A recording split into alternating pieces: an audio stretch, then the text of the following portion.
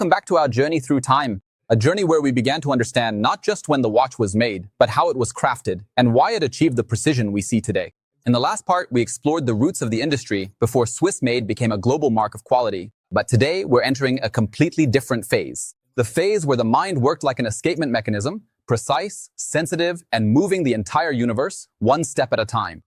And here, Paris, not just a city, but a crucible for genius. At that time, the streets of Paris moved to the rhythm of people who were changing the world. Descartes, who transformed scientific thought into a method. Pascal, who wrote of mathematics as if it were poetry. Lavoisier, who dismantled old chemistry to build a new science. Huygens, the man who wrote the first chapter in the story of modern mechanics. And in the small workshops, you had genius artisans like Jean-Baptiste Leroy and Pierre Leroy, developing scientific instruments that were simply without equal. And on the other bank, you had the giants of French watchmaking. Lépine, who slimmed down watches and completely redesigned the pocket watch.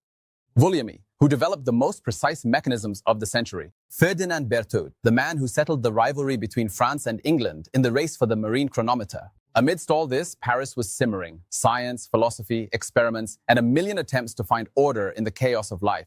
But no one could grasp the order of time, quite like one man, a young man from the quiet mountains of Neuchâtel named Abraham-Louis Breguet. The Swiss man who came to Paris not as a watchmaker, but as an engineering mind who would change the very nature of time itself. Abraham-Louis Breguet was born in Neuchâtel in 1747. From a young age, he could look at tiny gears and see them as living things. He learned the principles of amplitude, studied the behavior of the balance spring, and realized very early on that the main problem with any watch isn't the gears. Its problem is always stability, consistency, and the distribution of energy, isochronism. And when he went to Paris, everything changed.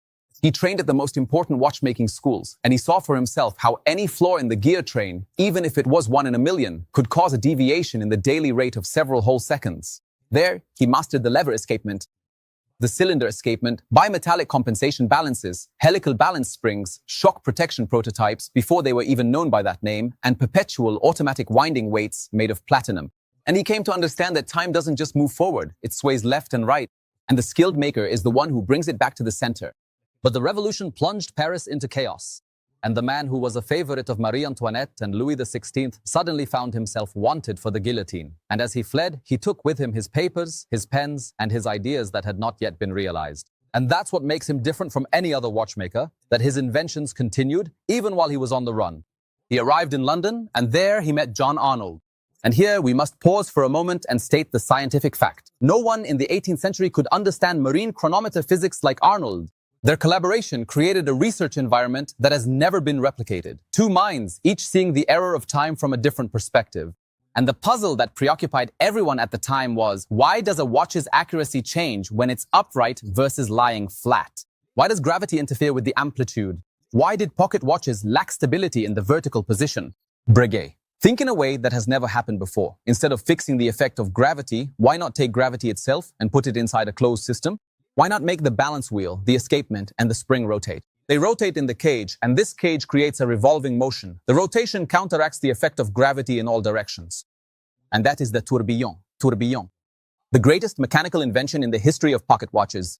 The idea is simple. If gravity distorts the spring-like behavior of the hairspring, let it rotate. The distortion is then distributed over 360 degrees, resulting in a zero net error. And this is not an exaggeration, it is the science of motion mechanics. And that's how Breguet's watches entered the palaces. Not because they were beautiful, but because they featured a ruby cylinder escapement, a parachute shock system, repeating on steel gongs, perpetual winding weights, temperature-compensated balances, and techniques that had never been done before. Even Queen Marie Antoinette had a watch commissioned, asking for the best that human hands could produce, no matter what it cost. And he made it, and they continued to craft it even after her death. So we didn't just learn Breguet's history, but how his mind saw watches not as tools, but as equations that battle gravity, temperature, elasticity, friction, consistency, isochronism. And all of this in the end transforms into a small pulse called the beat rate. And that concludes the second part. The part where time itself was redivided from Switzerland to Paris to London. And one mind decided to rewrite the laws of motion. Join me for the next part titled Watches, Wristwatches, and Emperors. How the watchmaking industry went from a small workshop to a global trade network that moves the economies of entire countries. And if this journey has opened a new window for you into the world of mechanics, then like, share, comment, and subscribe so we can continue to dig into time and unravel all its mysteries one by one.